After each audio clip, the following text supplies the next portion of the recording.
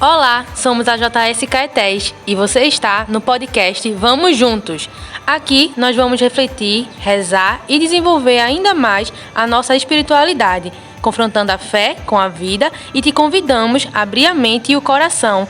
Vamos juntos!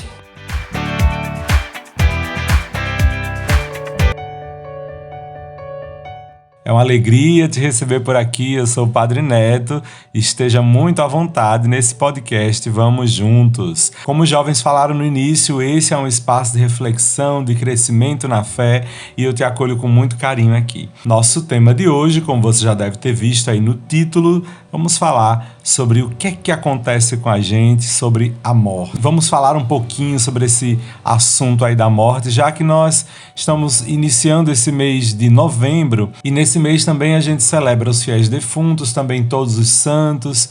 Então é um tempo assim que a gente vai refletindo um pouquinho sobre o que é esse dado importante aí da nossa vida, que é a morte.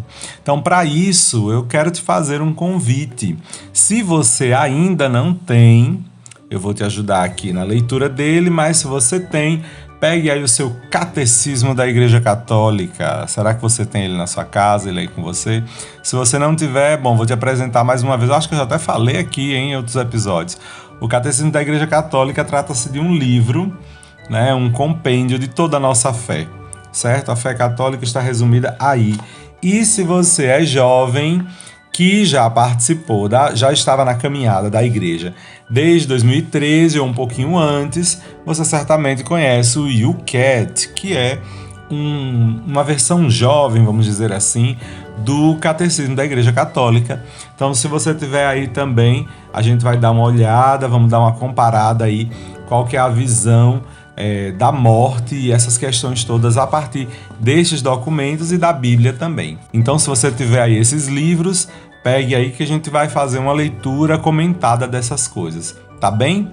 Porque assim a gente não foge daquilo que é a proposta da igreja e também a gente não vai fugir daquilo que é a mensagem desse podcast, né? Que é poder abrir o nosso coração e a nossa mente a partir também da perspectiva da nossa fé. Então, te convido, vamos juntos? Quem já encarou a morte de perto, né? Seja de algum parente, seja de algum amigo, alguém que você ame muito, certamente você sabe que não é uma situação fácil de encarar, né? Mas, como faz parte da nossa realidade de vida, a gente não pode fingir que ela não existe ou, enfim, fazer de conta que ela só está para outros e não para nós, né? Então, para a gente poder entender um pouquinho melhor sobre ela e refletindo também, vamos abrir um pouquinho aí a nossa cabeça para a gente entender melhor sobre o que é esse ponto aí da morte. Se você estiver com o seu Catecismo da Igreja Católica, o número 1005 diz assim: morrer em Cristo Jesus. Para ressuscitar com Cristo, é preciso morrer com Cristo. É preciso deixar a mansão deste corpo para ir morar junto com o Senhor. Nesta partida, que é a morte, a alma é separada do corpo. Ela será reunida a seu corpo no dia da ressurreição dos mortos. Esse é, então, o conceito de morte segundo o Catecismo da Igreja Católica, a partida desta vida para morar com o Senhor. E a separação da alma e do corpo para, na vinda do Senhor, na ressurreição dos mortos, serem reunidos novamente alma e corpo. Já segundo o YouCat, o número 154, tem uma pergunta que diz assim: o que nos acontecerá quando morrermos? Na morte separam-se o corpo e a alma. O corpo decompõe-se, enquanto a alma vai ao encontro de Deus e espera que, no juízo final, seja unida ao seu corpo ressuscitado. Então, a gente está vendo aí que as duas versões têm o mesmo sentido, é basicamente a mesma resposta, né? Mas aí então você pode perguntar, mas por que a gente morre? Assim, na real, já se fizeram essa pergunta? Então o Catecismo da Igreja Católica dá um pouco essa resposta pra gente. No número 1006 vai dizer assim: é diante da morte que o enigma da condição humana atinge seu ponto mais alto. Em certo sentido, a morte corporal é natural, mas para a fé é na realidade salário do pecado, como diz lá em Romanos 6, versículo 23, quando diz que o salário do pecado é a morte. E para os que morreram na graça de Cristo, É uma participação na morte do Senhor, a fim de poder participar também da sua ressurreição. A morte é o termo da vida terrestre. Nossas vidas são medidas pelo tempo, ao longo do qual passamos por mudanças, envelhecemos, e como acontece com todos os seres vivos da Terra, a morte aparece como o fim normal da vida. Este aspecto da morte marca nossas vidas com um caráter de urgência. A lembrança da nossa mortalidade serve também para que a gente se recorde de que temos um tempo limitado para realizar nossa vida. Em Eclesiastes, capítulo 12, versículos 1 e 7, a gente vai escutar: lembra-te de teu Criador nos dias de tua mocidade, antes que o pó volte à terra de onde veio e o sopro volte a Deus que o concedeu. A morte, então, segundo o Catecismo da Igreja Católica, é consequência do nosso pecado, intérprete autêntico das afirmações da Sagrada Escritura e da tradição. O magistério da Igreja, ou seja, a gente já falou até aqui, né, também, que são os bispos, os grandes teólogos, os bispos da Igreja, ensinam que a morte entrou no mundo por causa do pecado do homem, ou seja, do ser humano. Embora o ser humano tivesse uma natureza mortal, Deus os destinava a não morrer. A morte foi, portanto, contrária aos desígnios de Deus Criador e entrou no mundo como consequência do nosso pecado. A morte do corpo, como diz em 1 Coríntios capítulo 15, versículo 26, vai dizer assim: a morte corporal, a qual o homem teria sido subtraído se não tivesse pecado, é assim o último inimigo do homem a ser vencido. A morte é transformada por Cristo. Jesus, o Filho de Deus, sofreu também a morte, própria da condição humana. Todavia, apesar de seu pavor diante dela, assumiu-a em um ato de submissão total e livre à vontade de seu Pai. A obediência de Jesus transformou a maldição da morte em bênção. Porque, como a gente já disse, né, isso parte daquela verdade de que o que Cristo toca se torna santo. Cristo tocou na terra, a terra é santificada. Cristo nasceu da Virgem Maria, então a humanidade e a própria Virgem Maria também se tornam santas a partir disso. Se Cristo morre, então a morte se torna também um sinal de bênção, um lugar santo para nós.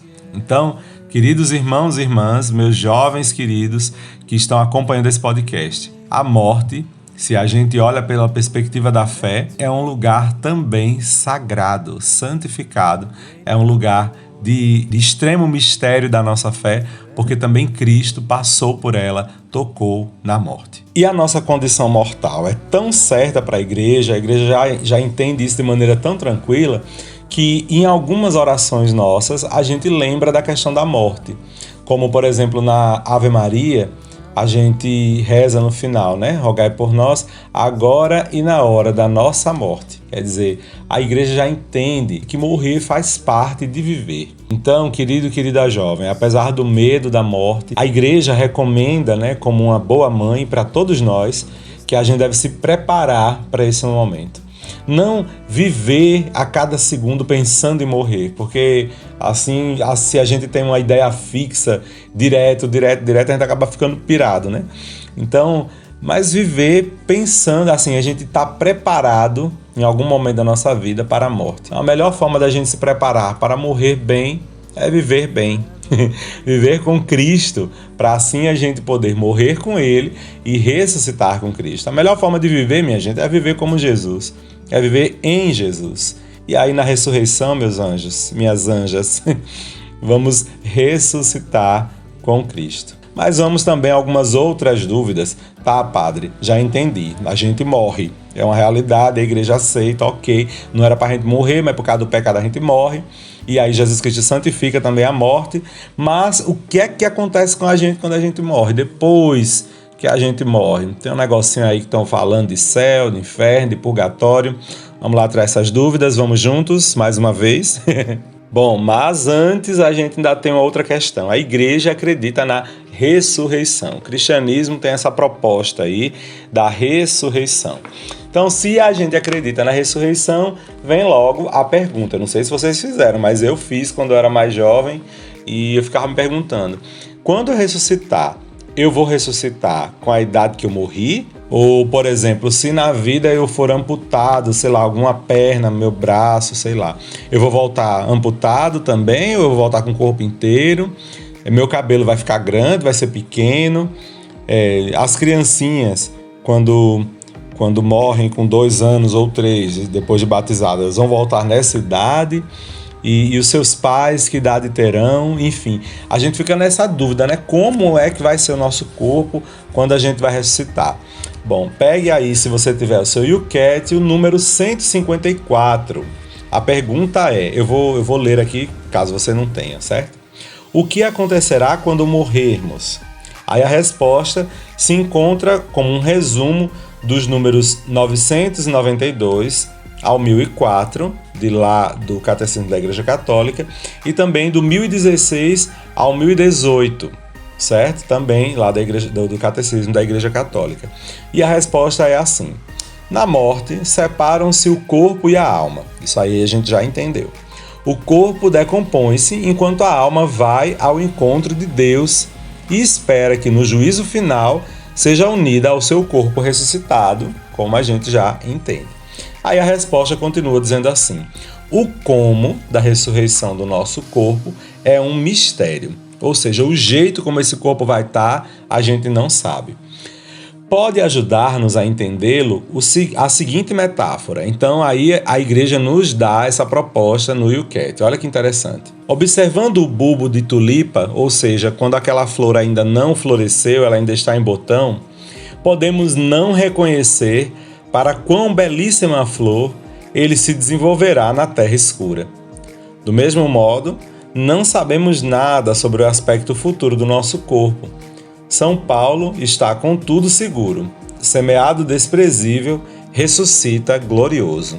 Isso daí está retirado de 1 Coríntios, capítulo 15, versículo 43a. Mas por quê? Porque antes ainda ele diz pra gente: como ressuscitam os mortos?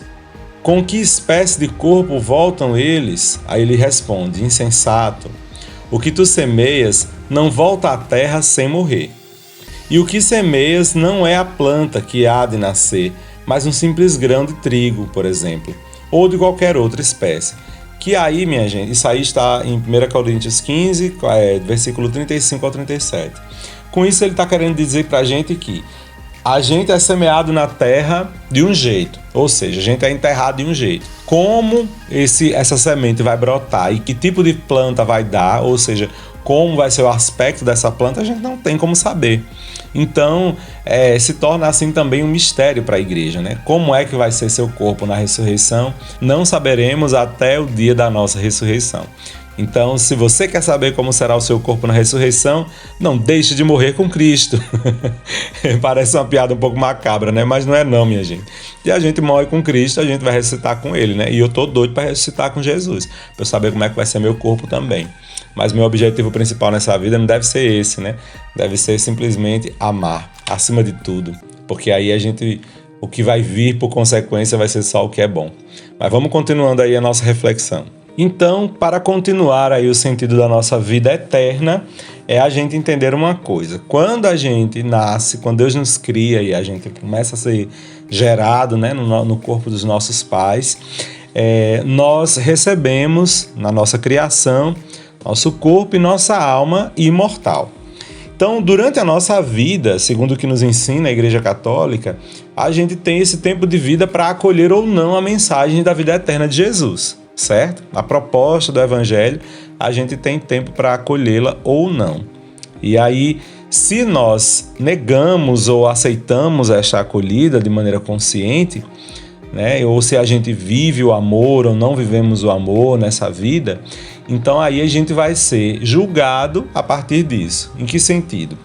Cada ser humano, segundo diz o número 1022 do Catecismo da Igreja Católica, cada homem recebe em sua alma imortal a retribuição eterna a partir do momento da morte, num juízo particular que coloca a sua vida em relação à vida de Cristo, seja por meio de uma purificação, seja para entrar de imediato na felicidade do céu, seja para condenar-se de imediato para sempre. O texto ainda diz assim: no entardecer da nossa vida seremos julgados sobre o amor. Então, isso é o juízo final, nosso juízo particular. O que é então, padre, o juízo particular? É quando a gente, no final da nossa vida, compara a nossa vida de Cristo. Se a nossa vida está unida a Cristo totalmente, então a gente vai entrar na felicidade eterna do céu. Se ainda está a caminho, então aí a gente vai esperar um pouquinho, e aí a gente vai entender daqui a pouco sobre o que é isso. Mas se a gente não está, então aí a gente está condenado imediatamente a não estar com Cristo para sempre. Mas claro, gente, há pessoas que nunca conheceram a mensagem do Evangelho. Claro que essa regra aí vai se aplicar dentro da perspectiva que a gente está, ok? Nossa vida de maneira particular vai ser comparada a de Cristo. Então, uma pessoa indígena ou uma pessoa hindu que nunca conheceu a mensagem de Jesus, não porque odeia o Cristo, mas enfim, porque nunca conheceu de verdade, então aí essa pessoa vai ser julgada a partir da perspectiva, né? Vai ser julgada a partir então de outra perspectiva. É como diz aqui o Catecismo da Igreja Católica: no entardecer da nossa vida seremos julgados sobre o amor. Isso está se referindo ao quê? Ao céu, ao inferno e ao purgatório. E agora a gente vai falar um pouquinho deles. Vamos embora. Em um trechinho entre os parágrafos 1026 e 1027, o Catecismo vai dizer assim: o céu é a comunidade bem-aventurada de todos os que estão perfeitamente incorporados a Jesus. Então, na morte, a gente, quando vai para o céu, a gente está perfeitamente incorporados a Cristo. É por isso que dizemos: seremos um em Cristo. Isso é o céu, ok? E o que é então o purgatório? A purificação final, o purgatório. Vamos entender um pouquinho melhor o que é isso. Existe ou não existe? Como um coroinha me perguntou. E aí, padre, purgatório, verdade ou mentira? Vamos entender então um pouquinho sobre ele, viu, Álvaro? Segundo o UCAT, o número 159 vai responder o que é o purgatório. O purgatório, frequentemente imaginado como um lugar, é antes um estado. Quem morre na graça de Deus, isto é, em paz com Deus e com os outros, mas ainda necessita de purificação para poder estar face a face diante de Deus, passa por um purgatório. Isso está lá resumido entre os números 1030 e 1031. E diz assim: quando São Pedro traiu Jesus, o Senhor voltou-se e olhou para ele, e saindo Pedro para fora, chorou amargamente. Isso em Lucas, capítulo 22, versículo 61 em diante. Trata-se aqui de um sentimento como num purgatório. E provavelmente a maioria de nós espera, no momento da morte, um purgatório como esse. O Senhor olha-nos cheio de amor e nós sentimos uma ardente vergonha e um doloroso arrependimento pelo nosso comportamento mau ou simplesmente insensível. Só após esta dor purificada seremos capazes de nos encontrar com o seu olhar amoroso numa pura alegria celestial.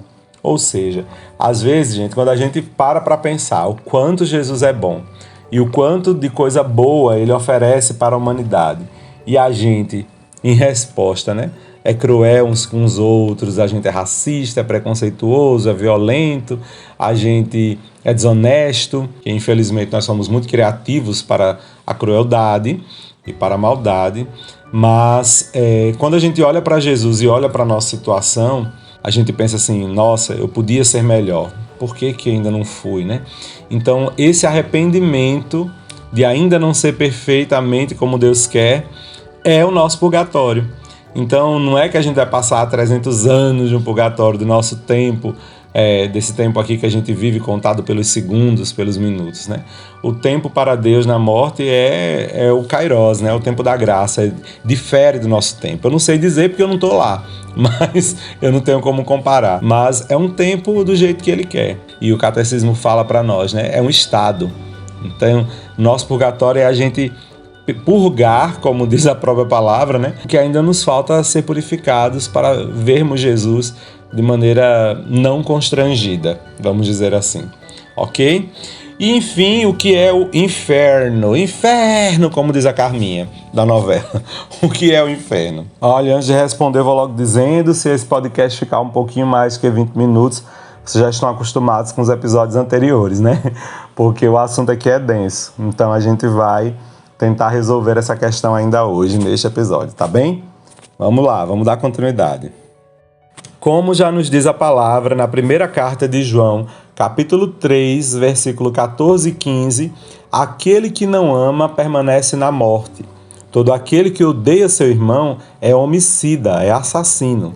E sabeis que nenhum homicida tem a vida eterna permanecendo nele. Nosso Senhor nos lembra que a gente vai ser separado dele se a gente deixar de ir ao encontro das necessidades graves dos pobres e dos pequenos, que são seus irmãos. Se a gente não ama os nossos irmãos, se a gente não cuida dos mais pobres, dos preferidos de Deus, então a gente com certeza vai morrer afastados de Jesus. Presta atenção. Quer ir para o céu? Ame aqui na terra, viu? Ame seus irmãos e principalmente atenda às necessidades dos mais pobres. Cuide dos pobres, tá? Dado o recado. Então, se a gente morre separado de Deus, ou seja, se a gente morre em pecado, sem ter se arrependido do nosso pecado mortal, sem acolher o amor misericordioso de Deus, isso significa que a gente vai estar todo separado de Deus para sempre, por nossa própria e livre vontade, por nossa própria opção livre. E é este estado de autoexclusão definitiva da comunhão com Deus e com os bem-aventurados de Deus, ou seja, com os irmãos de Jesus, que a gente chama de inferno. Então, o inferno é também um estado, segundo o Catecismo da Igreja Católica, em que a gente está em total separação, em total desunião com Deus e com a mensagem dele com os nossos irmãos e irmãs, certo? Então, é isso que significa o inferno. O ensinamento da igreja, segundo está lá no Catecismo da Igreja Católica, no número 1035, o ensinamento da igreja afirma a existência e a eternidade do inferno. As almas dos que morrem em estado de pecado mortal descem imediatamente, após a morte, aos infernos, onde sofrem as penas do inferno, o fogo eterno. A pena principal do inferno consiste na separação eterna de Deus, o único em quem o homem pode ter a vida e a felicidade para as quais ele foi criado e às quais aspira. Então, minha gente, o que é o inferno é a separação total de Deus. É por isso que nesta vida, quanto antes a gente puder estar juntos, unidos a Jesus, melhor para nós. Porque, como diz também o Catecismo da Igreja, número 1037, Deus não predestina ninguém para o inferno. Ninguém nasceu para ir para o inferno. Então, do bom ao mal, ninguém nasceu para ir para o inferno. Para isso, é preciso uma aversão voluntária a Deus, um pecado mortal, ou seja, você odiar a Deus e qualquer coisa que venha dele, e persistir nesse ódio até o fim. Na liturgia eucarística e nas orações cotidianas de seus fiéis, a igreja implora a misericórdia de Deus. E como diz a oração eucarística, recebei, ó Pai, com bondade a oferenda de vossos servos e de toda a vossa família. Dai-nos sempre a vossa paz, livrai-nos da condenação e acolhei-nos entre os vossos eleitos. Então aí está todo mundo já sabendo disso. Minha gente, que ninguém aqui está querendo ir para o inferno, eu sei. Por quê? No final das contas, todo mundo está atraído intrinsecamente para o amor. Deus nos criou para a eternidade. Deus nos criou, nós somos feitos do amor, minha gente. Então não tem como, eu acredito, a gente negar totalmente o amor. Sabe? Precisa de muita força para negar totalmente o amor. E Deus sabe disso. É por isso que eu acho que o inferno é um lugar que quase não tem ninguém. Porque quem é que nasceu e não ama em nenhum momento da vida, né? Então a gente pode refletir a respeito disso, né? E começar a rezar cada vez mais no nosso dia a dia, a pensar sobre a perspectiva do amor. Como disse no início dessa reflexão nossa, no final das contas, nós vamos ser julgados pelo amor. Então, tá amando nesta vida? Se prepare, meu filho, minha filha, você vai viver para sempre no amor de Deus. É intenso como aquele da Eucaristia que a gente prova quando a gente se sente acolhido e amado por Deus. Esse podcast possa ter te ajudado a desvendar um pouquinho esses mistérios aí sobre a nossa morte, sobre o que acontece com a gente. Vem a pergunta também, reencarnação? Não, né, meus anjos?